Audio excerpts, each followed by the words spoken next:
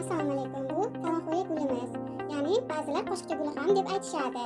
Bu gul balandlashib, kattalashib ketgani uchun qisqartiramiz. Bugun ya'ni kichraytirib, yaxshiroq o'sishiga hissa qo'shamiz.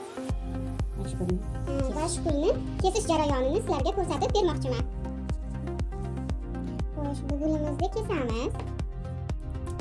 Keyin bu gullarimizni kesmaymiz, chunki yonidan chiqqan ham kichikroq bo'lgani uchun. Mana bu gulimizni esa kesamiz, chunki bu baland ham uzun. Mana yonboshcharoq qilib kesdim, chunki tezroq ortishi uchun. Bu gullarimizni 2-3 kunga to'g'rilatish uchun qo'yamiz. Keyin mana bu gulni kesamiz.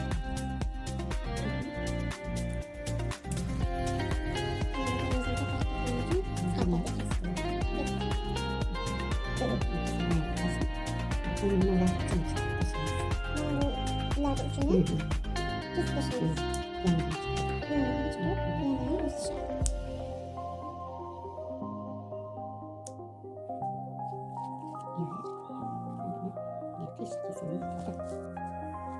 Bularni yoncharoq qilib kesamiz. Mana shunday qilib ko'rinishda barglarimizni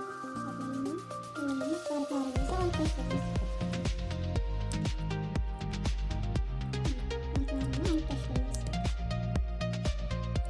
Tezroq o'tishi uchun. Buni esa bu yondan kesamiz, bunday qilib. Buni shunday kesamiz. Buni esa alohida yana bitta qilib ekamiz. Mana bu yerda teshikroq qilib. Buni ham ekib qo'yamiz. To'g'rilashga qo'yamiz. Xo'sh, mana endi chirinkalarimizni nima qilamiz? Tomir otgan chirinkalarimiz bor edi. Mana sizlarga hozir videoga yaqinlashtirib ko'rsataman. Mana bu yerlarda tomir otgan oq tomir. Keyin bizda yana bitta gulimiz bor. Buni nomini yaxshi bilmayman. Bilganlar kommentda albatta yozsin.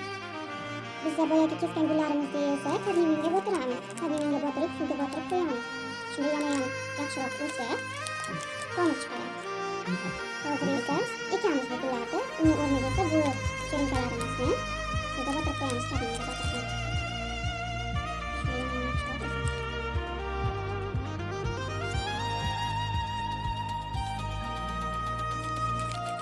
Eksalaring yana mashina qilib ketishlarini tavsiya qilaman. Kadmiumga botirib.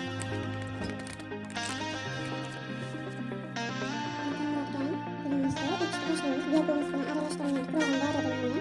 O'sha biogumuz bilan aralashtirilgan tuprog'imda esa ekishni boshlaymiz.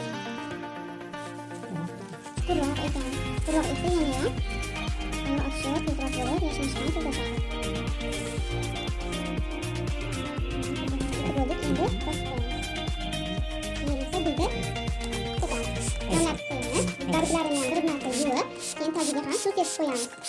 Buni tavaxo'ya gulimizni ekamiz. Tomirlarini qiynamasdan yuksak, yuksak qilib ekish kerak. Tomirlarini shafqat bo'lsa, sindirib o'smay qolishimiz. Bu 1-2 kunda barda bilinmaydi. Gulimizni ham mana bosib qo'yamiz. Keyin esa havo kirmasligi uchun keyin suv bilan namlatib barglarini ham yuvib qo'yamiz. Shunda yana yaxshiroq o'sadi. Mana bugungi qilgan ishlarimiz sizlarga videolarimni bularni esa suvga botirib qo'ydik. Albatta 2-3 kundan keyin tomir otgandan keyin ekamiz. Bularni esa tuvaklarga mana gullarni ekdik. Agar videoga manzur bo'lgan bo'lsa, like va podpisatsiyani bosishni unutmanglar.